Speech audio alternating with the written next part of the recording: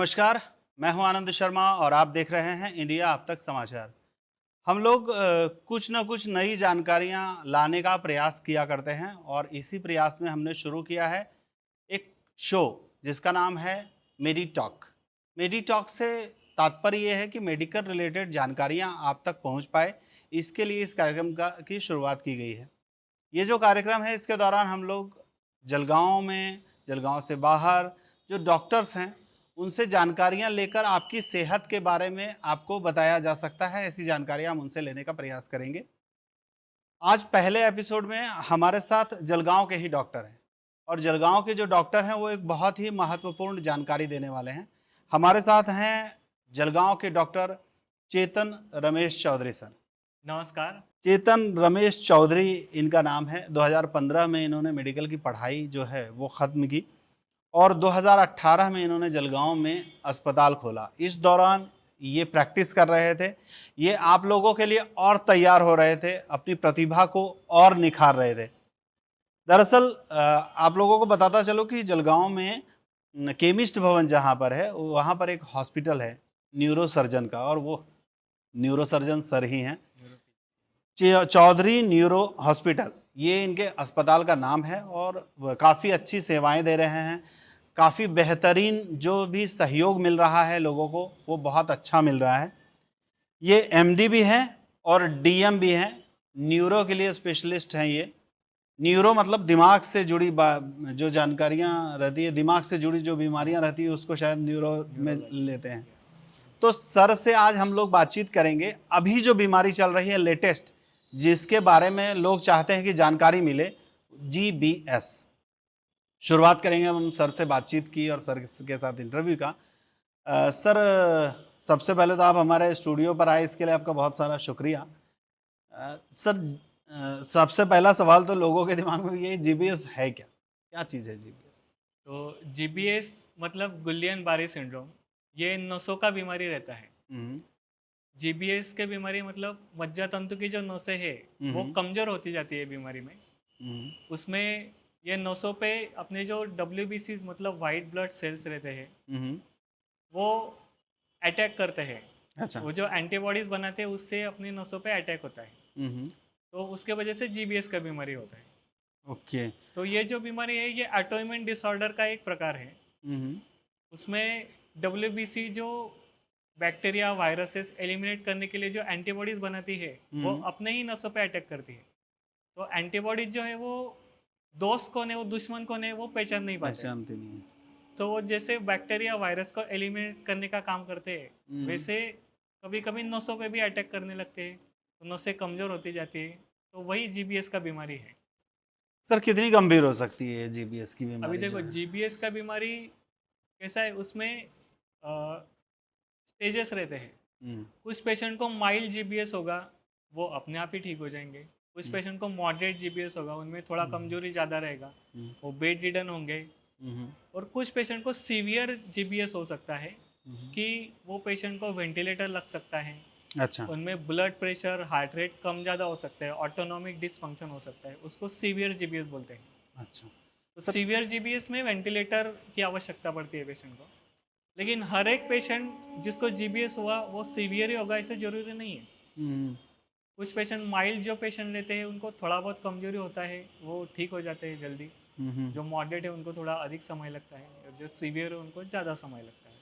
Sir, ये जो GBS है, तो ये जीबीएस, इसके शुरुआती लक्षण क्या होते हैं? मतलब अगर किसी को होता है तो क्या क्या होगा उसको जो समझ में आए कि भाई मुझे जीबीएस है या हो सकता है ऐसा कुछ? बराबर। तो जीबीएस हालांकि हमने पहले ही डिस्कस किया, ये नसों का बीमारी है। तो नसों की जो सिम्टम्स रहते हैं वो हम्म, क्या रहते हैं कि हाथों पैरों में झुनझुनी आना, हम्म, और उसके बाद में हाथों पैरों में दर्द होना, हम्म, और उसके बाद में हाथों पैरों में कमजोरी आना। तो ओके। कमजोरी कैसे क्या मालूम पड़ता है पेशेंट को कि चलने को दिक्कत होती है, हम्म, उठने बैठने को दिक्कत होती है, ताकत नहीं लगती है, हम्म, पेशेंट को सपोर्ट लेके उठना पड़ता है, सीढ़ी चढ़ने को तकलीफ होती है। हम्म, और ये जो सिम्टम जो चालू होते हैं ना वो एक्यूटली चालू होते हैं। एक्यूटली मतलब क्या कि ऐसे नहीं कि वो सालों से आ रहा है। ये जीबीएस का बीमारी अचानक होता है। एक अच्छा। दो दिन में ही पेशेंट को मालूम पड़ता है कि अरे मैं तो कल अच्छा था लेकिन आज मुझे क्या होने लगा, मेरे पैरों में झुनझुनी आ रही है, दर्द हो रहा है, मुझे चलने को दिक्कत हो रही है। यही जीबीएस के लक्षण होते हैं।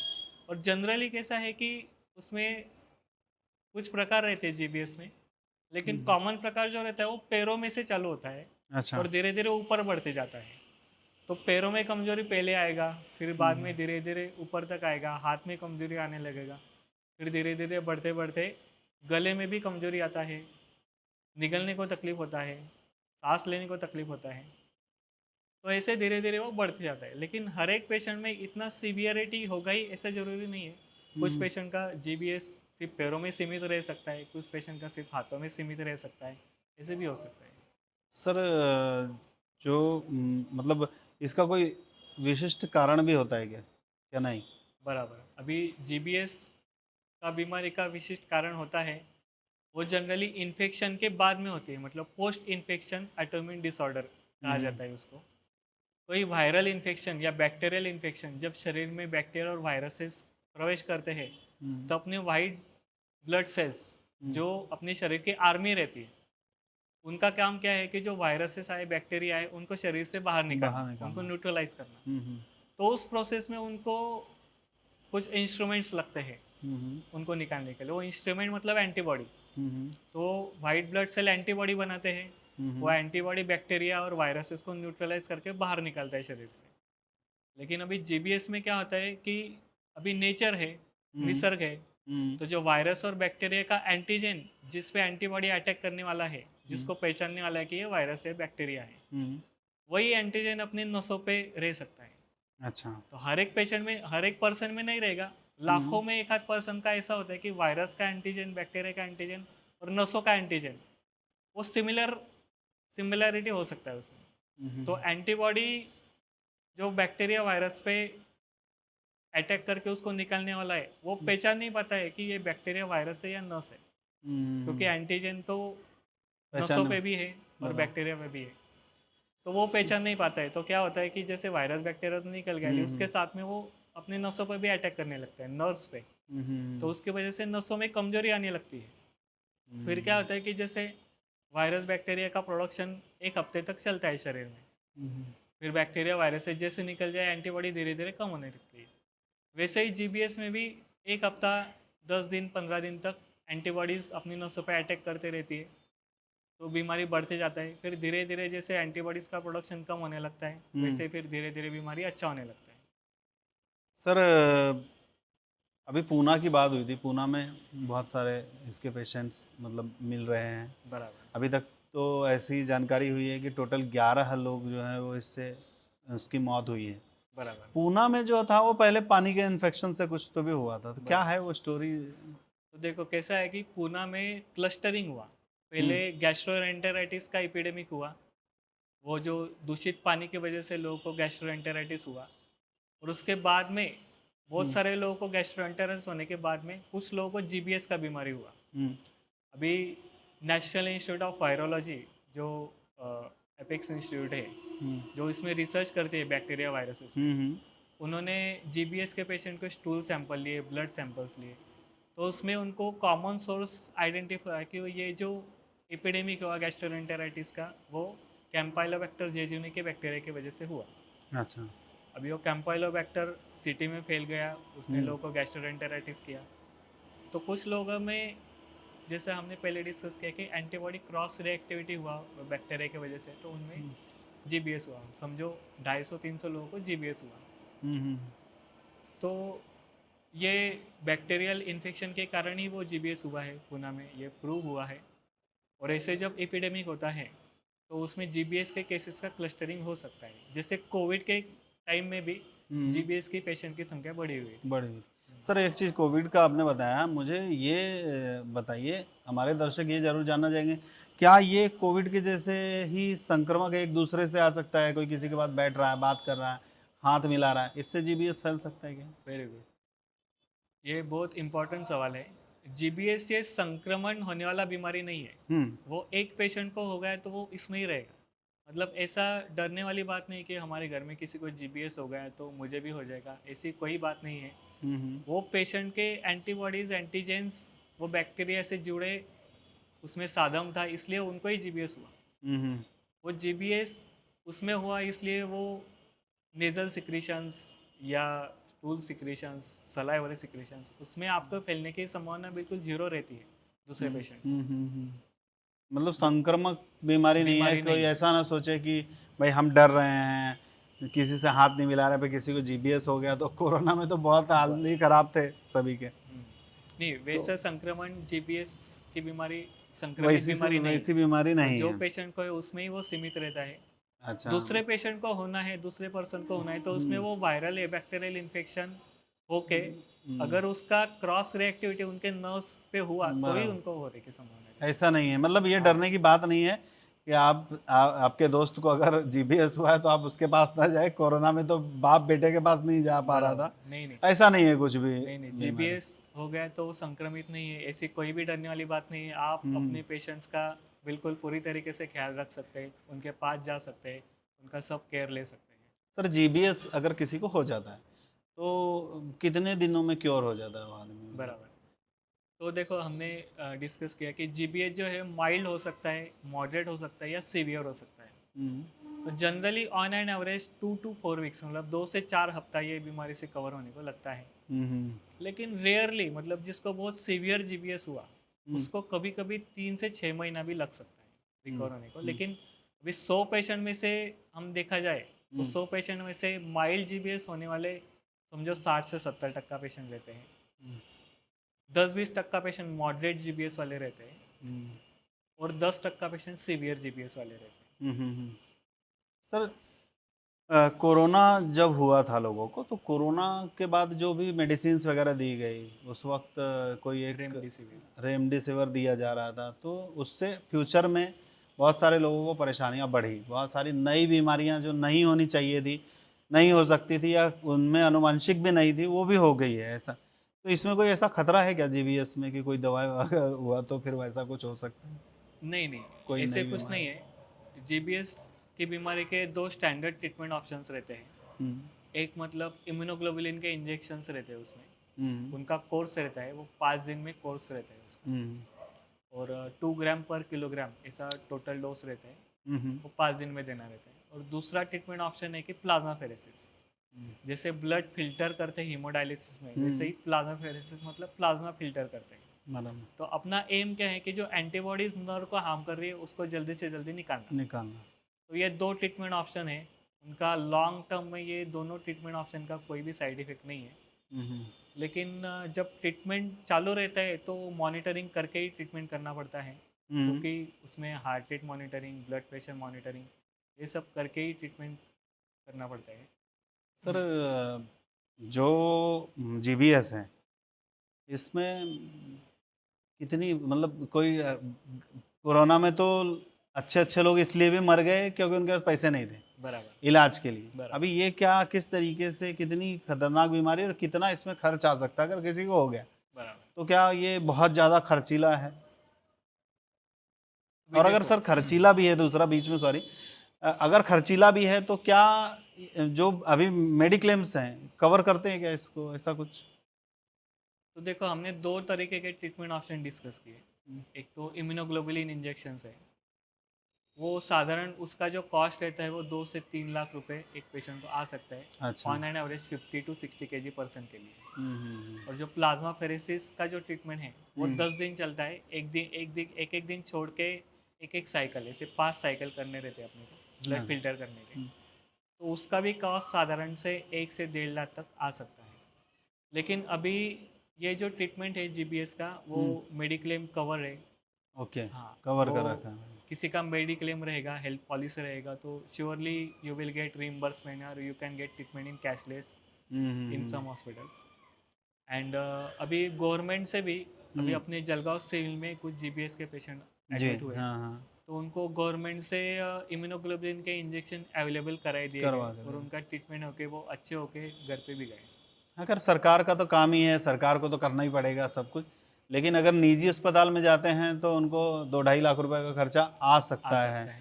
उसकी परिस्थितियों पे डिपेंड करता है कि उसको कितना सीवियर है, क्या है, कितनी बराबर। दवाइयाँ उसको लगी। और मेडिक्लेम में कवर है, ये बहुत अच्छी बात है।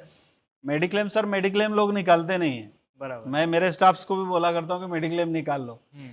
समय पर बहुत काम आता है। बराबर। लेकिन लोग उसकी अहमियत नहीं समझते। जब आपको समस्या आती है तब आप अपने रिश्तेदारों से पैसे मांगते हैं, अपने दोस्तों से पैसे मांगते हैं, घूमते हैं, बराबर और उस वक्त कोई हाथों हाथ देता भी नहीं है। बराबर लेकिन मुझे जहाँ तक अनुभव है लोगों का कि मेडिक्लेम रहता है तो आप 70% तो सेव ऐसे ही हो जाते हैं कि कम से कम दिमागी जो प्रॉब्लम रहती है उस वक्त पैसे की प्रॉब्लम सबसे बड़ी रहती है, तो वो समस्या खत्म हो जाती है। तो सर ने जैसा बताया जीबीएस जो है वो मेडिक्लेम में कवर है, सरकारी यंत्रणाएं तो पूरी तरह से काम कर ही रही है, सरकारी अस्पतालों में भी सारी सुविधाएं हैं। लेकिन अगर आप निजी अस्पताल में जाते हैं तो निजी अस्पताल में आपको थोड़ा खर्चा आ सकता है। सर ये जीबीएस जो है इससे बचने का मतलब हो ही ना ऐसा कुछ तो भी है क्या सिस्टम कि भाई अभी ये क्या करना चाहिए? वो सिंपल है। देखो कैसा है, जीबीएच जो हो रहा है वो वायरल या बैक्टीरियल इन्फेक्शन के बाद में ही हो रहा है। हम्म, तो ऑब्वियसली अपने को वायरल बैक्टीरियल इन्फेक्शन से बचना है, तो बचने के लिए क्या करेंगे, तो साफ़ सुथरा पानी पीना है। अच्छा। जब कोई गैस्ट्रोएंटेराइटिस का एपिडेमिक वगैरह चल रहा है तो पानी उबाल के पीना है। हम्म। हाँ? बाहर की चीज़ें नहीं खानी है, जैसे वेंडर्स वगैरह के बराबर। पानी पूरी वगैरह वो खाते हैं, चाइनीज़ फूड वगैरह वो अवॉइड करना है कुछ दिनों के लिए। और वायरल इन्फेक्शन के बचने के लिए मास्क पहनना है, जहाँ पे लोगों को ज़्यादा भीड़ इन्फेक्शन भाड़ हो। भीड़ भाड़ है, गर्दी में मास्क वगैरह पहन सकते हैं, इसलिए वायरल इन्फेक्शन से इन्फ्लुएंजा वगैरह नहीं होगा। बैक्टीरियल इन्फेक्शन ज़्यादा तो पानी में से होते हैं, गैस्ट्रोएंटेराइटिस वगैरह, तो साफ़ सुथरा पानी पीना है और अच्छी जगह से ही खाए, घर का ही खाना खाए, वही ज़्यादा एडवाइस बेटर है। करेंगे। अभी तो सर घर का खाना ही खाना चाहिए, ऐसा मेरी भी मतलब सोच ऐसी हो चुकी है। बराबर बाहर इतनी सारी पॉल्यूशंस इतने हो चुके हैं सर, और स्ट्रीट वेंडर्स वगैरह के पास तो आप लोगों को जाना नहीं चाहिए। स्ट्रीट वेंडर्स वगैरह आजकल तो सब कुछ खुले में रखते हैं। अगर आप लोगों को अपनी सेहत का ख्याल रखना है तो इन सब बातों का ध्यान रखना पड़ेगा, वरना जेब को ढीले करने के लिए तैयार हो जाइए, क्योंकि परेशानियां लगातार नई नई बीमारियों के साथ बढ़ती ही जा रही है। सर न्यूरोलॉजी से जुड़े हुए कुछ सवाल है। जीबीएस के बारे में तो जो बेसिक जानकारियां हमको देनी चाहिए तो हमने दी। न्यूरोलॉजी क्या होती है सर? मतलब लोग सुनते हैं ये न्यूरोलॉजिस्ट है, न्यूरो के डॉक्टर हैं, पर आम आदमी जो है उसको सामान्य तरह से हम कैसे समझा सकते हैं कि ये न्यूरोलॉजी? न्यूरोलॉजी जो है वो स्पेशलिटी ब्रांच है। वो न्यूरो फिजिशियन, मतलब it is a physician branch. उसमें ब्रेन, स्पाइनल कॉर्ड, नर्व्स और मसल्स, ये जो अपने शरीर के ऑर्गन्स हैं न्यूरो से संबंधित, उसके ऑर्गन्स के बीमारियों की चिकित्सा और उसके इलाज के बारे में उसका इलाज डॉक्टर करते हैं, न्यूरोलॉजी के डॉक्टर करते हैं। हम्म। तो ब्रेन की जो बीमारी है उसमें स्ट्रोक आता है। स्ट्रोक मतलब पैरालिसिस। उसमें इस्केमिक स्ट्रोक होता है या हिमोरेजिक स्ट्रोक होता है। जी। फिर ब्रेन की कई सारे बीमारी जैसे मेनिंजाइटिस है, एनकेफेलाइटिस है, हम्म। मल्टीपल स्क्लेरोसिस, डीमाइलेटिंग डिसऑर्डर्स, फिर इपिलेप्सी, इपिलेप्सी माने मिर्गी का बीमारी, अच्छा। उसका इलाज करते हैं। वर्टाइगो मतलब चक्कर, हम्म। फिर माइग्रेन, हेडेक्स, ये ये बीमारियों का सारी चीज़ें न्यूरोलॉजी में काउंट बीमारियों का होती इलाज हैं। न्यूरोलॉजिस्ट करते हैं। फिर स्पाइनल कॉर्ड की बीमारियाँ, जैसे स्पाइनल कॉर्ड में डीमाइलिनेशन हो गया या स्पाइनल कॉर्ड इन्फेक्शन हो गया, स्पाइनल कॉर्ड कॉम्प्रेशन हो गया, उसके बीमारियों का इलाज। फिर नर्व्स के बीमारियाँ, जैसे हमने अभी देखा जीबीएस नर्व्स का बीमारी है, तो नर्व्स से जुड़े सभी बीमारियों का इलाज, जैसे न्यूरोपैथी, जीबीएस, सीआईडीपी, ये सब बीमारियों का इलाज न्यूरोलॉजिस्ट करते हैं। फिर मसल डिसऑर्डर्स, मसल मतलब मांसपेशियाँ, मांसपेशियों को। उसकी बीमारियाँ जैसे मायोसाइटिस हो गया, मायोपैथीज, हम्म। मेटाबॉलिक मायोपैथीज, हम्म। मस्कुलर डिस्ट्रोफीज, ये बीमारियों का चिकित्सा और इलाज न्यूरोलॉजिस्ट करते हैं। सर बार बार अगर किसी को चक्कर आता है, समझिए किसी को सर दर्द लगातार रहता है, तो मतलब उसको दौरे भी पड़ते हैं, तो उसको अनदेखा करते हैं काफ़ी सारे लोग, तो कितना खतरनाक हो सकता है? ये देखो कैसा है, न्यूरोलॉजिकल डिसऑर्डर्स को कभी अनदेखा नहीं करना चाहिए, क्योंकि उसमें अंडरलाइन कुछ सीरियस प्रॉब्लम हो सकता है। जैसे कि हेडेक हो रहा है, समझो पेशेंट को 1 महीने से हेडेक है, या वो दुर्लक्ष्य कर रहे हैं, ध्यान नहीं दे रहे उसकी तरफ, और उनको ब्रेन ट्यूमर हो सकता है। हम्म। तो कोई भी न्यूरोलॉजिकल सिम्टम्स जो रहते हैं, मतलब हेडेक हो गया, चक्कर हो गया, फीट्स आना, ये सब कोई सीरियस बीमारियों के लक्षण भी हो सकता है। हम्म। या कभी कभी ये ट्रीटेबल डिसऑर्डर्स होते हैं बहुत सारे टाइम, लेकिन वो मेडिसिन वगैरह से कंट्रोल किए जा सकते हैं। अच्छे बराबर मेडिसिन लेंगे तो वो कंट्रोल में रख सकते हैं। हम्म। तो उनको अनदेखा नहीं करना चाहिए। जैसे हमको चेस्ट पेन होता है तो हम तुरंत कार्डियोलॉजिस्ट का सलाह लेते हैं, हमको कुछ हार्ट अटैक वगैरह नहीं है, उसके लिए हम चिंतित होते हैं और कार्डियोलॉजिस्ट को दिखाते हैं। वो पहले हम देखते हैं कि हार्ट अटैक वगैरह नहीं है। वैसे ही न्यूरोलॉजिकल डिसऑर्डर्स को अनदेखा नहीं करना चाहिए, क्योंकि कभी माइनर सिम्टम्स, जैसे किसी का चेहरा टेढ़ा हुआ और उसने अनदेखा कर दिया, तो उसके बाद में उसको स्ट्रोक होने की संभावना रहती है कुछ दिनों में। तो अगर अनदेखा कर दिया जाए, बाद में स्ट्रोक हो गए तो जिंदगी भर वो पैरालिसिस रहने की रहने की संभावना रहती संभावना है। तो है। पहले ही अगर उसका इलाज चालू कर दिया तो वो सब टल सकता है।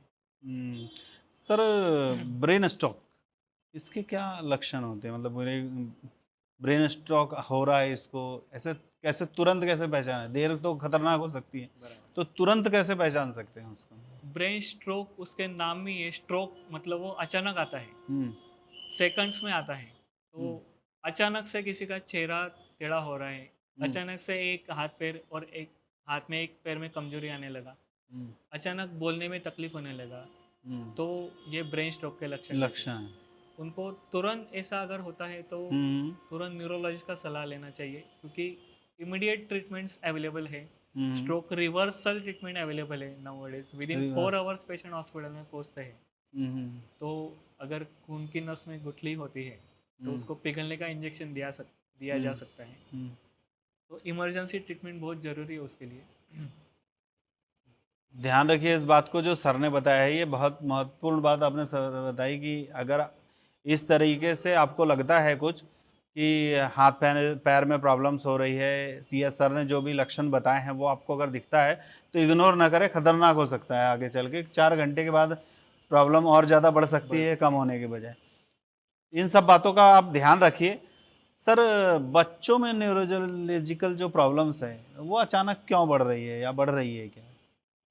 बराबर, बच्चों में न्यूरोलॉजिकल प्रॉब्लम्स, इपिलेप्सी ज़्यादा होती है बच्चों में, हम्म और माइग्रेन भी अभी कॉमनली पाया जा रहा है छोटे बच्चों में। माइग्रेन, हेडेक्स वगैरह वो बहुत बढ़ रहा है।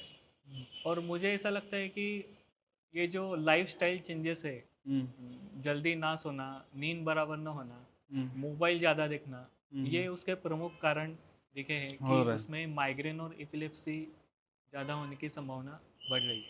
बच्चे आजकल मोबाइल बहुत ज़्यादा है, आपने सही बताया। बच्चे मोबाइल, तो आजकल माँ बाप खुद मोबाइल देने लगे सर। छोटे छोटे बच्चों को, 2-2 साल के बच्चों को मोबाइल देने लगे सर। तो न्यूरो को तो मोबाइल की जो रेंज है, बराबर, वो भी तरंगे भी खतरनाक रहती होगी इस चीज़ के लिए। यस। पर ये लोग तो 2-2 साल के बच्चों को मोबाइल दे देते हैं और खुद काम करते रहते हैं। खुद अपने घर का काम करते हैं, बच्चा तंग न करे इसके लिए उसको मोबाइल दे देते हैं। ये अब चलन होने लग गया है, तो खतरनाक हो सकता है। ये भी ध्यान रखिए, जितने भी छोटे छोटे बच्चों को आप लोग जो मोबाइल दे देते हैं ना हाथ में, ये खतरनाक है। फ्यूचर में सर के पास जाना पड़ सकता है इन सब चीज़ों के लिए, और सर के पास जाना कोई अच्छी बात नहीं है। सर का ये काम होगा, ये सेवा होगा, जो कुछ भी होगी। पर सर भी ऐसा चाहेंगे नहीं कि लोग उनके पास ज़्यादा है। सर, आप भी ऐसा नहीं सोचते होंगे कि ज़्यादा आपके पास ज़्यादा मरीज आए, ऐसा सोचते हैं क्या आप ऐसा? नहीं नहीं, देखो कैसा है कि जो डिसऑर्डर्स है उनको अपने को आने के पहले ही अपन क्या कर सकते हैं, वो करना वही चाहिए। पहले सोचना चाहिए। बराबर, वो होने के बाद में हमको भी टेंशन आती है बराबर। कि ये अभी उसको कैसे आपके ठीक लिए, किया हाँ जाए, हाँ हाँ, और वो ना हो इसलिए ही अवेयरनेस बढ़ाना, यही हमारा पहला काम है। पहला काम है। काफ़ी सारे डॉक्टर्स हैं जो इस तरीके के प्रयास किया करते हैं कि ये सारी बीमारियां ना हो। इसके लिए आप अगर सर के भी हॉस्पिटल में जाएंगे तो शायद सर वहाँ पे लिखा हुआ है क्या क्या लोगों को करना चाहिए, नहीं करना चाहिए, क्या सावधानियां बरतनी चाहिए। जनरली सभी हॉस्पिटल्स में इस तरीके के सारी चीज़ें बचाव के लिए लिखी हुई रहती है। तो आप लोग भी इस तरीके का इन सब बातों का ध्यान रखिए कि अगर हम लोग जितनी भी चीज़ें सर बता रहे हैं, या खुद से भी आपको लगता है कि क्या क्या चीज़ें हम अवॉइड कर सकते हैं जीवन में अपनी सेहत के लिए, वो अवश्य करना चाहिए। सर, सपोज ऐसा कि किसी को ब्रेन स्ट्रोक आ ही गया, तो उसको तुरंत क्या करना चाहिए? कोई ऐसा घरेलू रेमेडीज़ है या कुछ है जो उसको इमीडिएट रिलीफ दे पाएगा? ब्रेन स्ट्रोक आ गए तो मेरा यही एडवाइस रहेगा कि आप जल्दी से जल्दी, एक तो एमडी फिजिशियन या फिर न्यूरोलॉजिस्ट रहेंगे उनके तुरंत पास बताना। हॉस्पिटल में जाके उनको सलाह लीजिए, क्योंकि प्राइमरीली पेशेंट का सीटी स्कैन करना पड़ता है अर्जेंट बेसिस पे, अच्छा। और उसके बाद में ट्रीटमेंट डिसाइड होता है। क्योंकि स्ट्रोक दो तरीके के होते हैं, एक ब्लीडिंग होने के कारण होता है और एक नस ब्लॉक होने के कारण होता है। ओके। दोनों का ट्रीटमेंट लाइन बिल्कुल अलग अलग है। अलग है। तो इमिडिएटली पहले सीटी स्कैन करना बहुत ज़रूरी रहता है। तो इसलिए इधर टाइम वेस्ट करेंगे, उधर टाइम वेस्ट करेंगे, ऐसा ना नीम करके हकीम खतरे जान नहीं करना है। नहीं तो लोग आजकल तो सर कई सारे लोग ऐसे रहते हैं जो मतलब एलोपैथी को छोड़ देते हैं। कोई बोलते हैं नहीं ऐसा हुआ चलो होम्योपैथी की तरफ चलते हैं। कुछ अब तो लोग फिजियोथेरेपी की तरफ जाने लगे हैं। आप जो बता रहे हैं जो चीज़ें होती है बराबर। उसमें लोगों को सर हाथ दर्द करता है या कुछ करता है तो लोग फिजियोथेरेपिस्ट को पकड़ लेते हैं कि यार यही ठीक कर देगा। तो ऐसी गलती ना करें। नीम हकीम खतरे जान बनने की ज़रूरत नहीं है। आपकी जान बहुत कीमती है। सही समय पर सही इलाज जो है वो बहुत ज़रूरी है। सर जीबीएस का मरीज है उसको खान पान में कुछ रखना चाहिए ध्यान स्पेशल? ऐसे स्पेशल परहेज नहीं है, लेकिन हेल्दी डाइट लेना चाहिए। हेल्दी डाइट मतलब adequate amount of proteins, fibre diet जरूरी रहता है, क्योंकि जीबीएस में पेशेंट को खाना जल्दी हजम नहीं होता है। ऑटोनॉमिक डिसफंक्शन होने के कारण कॉन्स्टिपेशन होता है। तो हाई फाइबर डाइट, प्रोटीन्स ज़्यादा, ऑयली चीज़ें ज़्यादा, मसाले की चीज़ें वगैरह वो अवॉइड करनी चाहिए। और ओवरऑल हेल्दी डाइट मतलब हाई फाइबर और हाई प्रोटीन डाइट उनको काफ़ी अच्छा रहेगा। जल्दी पेशेंट को रिकवरी के लिए भी वो मदद करता है। सर जीबीएस किसी को अगर हो जाता है सपोज, तो कोई खास थेरेपी है क्या उसको सही करने के लिए? Very important. जीबीएस के हमने 2 ट्रीटमेंट ऑप्शंस देखे, ये एक इम्यूनोग्लोबुलिन और प्लाज्माफेरेसिस। लेकिन सिर्फ वो ट्रीटमेंट दे के हो गया ऐसा नहीं है। पेशेंट के ऊपर बहुत मेहनत लेना पड़ता है जी।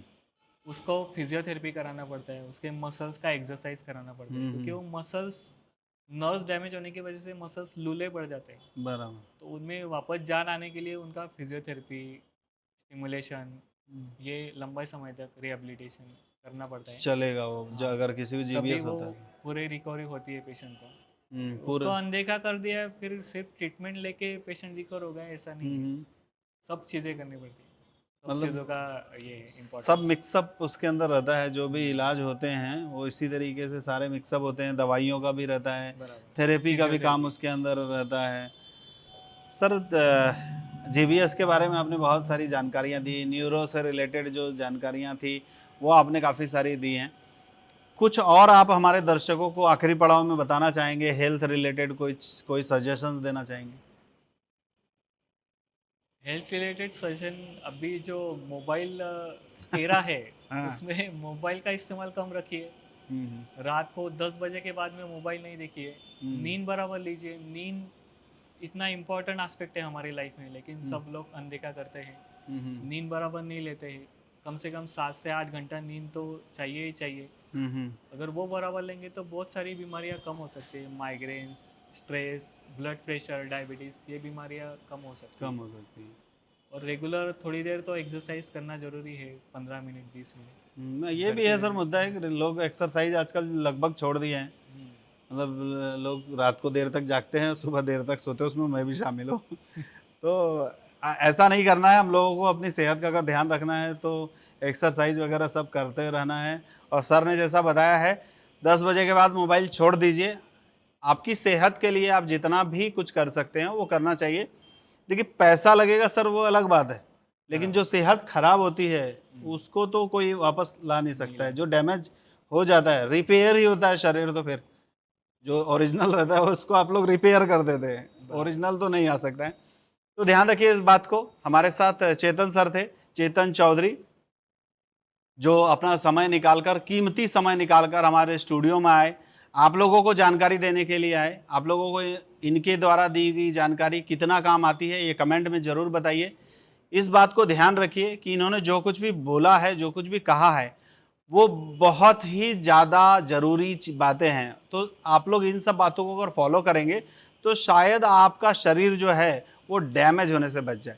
हम लोग आगे फिर और डॉक्टर्स को बुलाएंगे यहाँ पर और जानकारियाँ लेंगे सभी से। सर आप स्टूडियो में इसके लिए आपका बहुत सारा शुक्रिया। हम लोग फिर से मुलाकात करेंगे नए एपिसोड में नए डॉक्टर जी के साथ मेडी टॉक में। तब तक के लिए नमस्कार।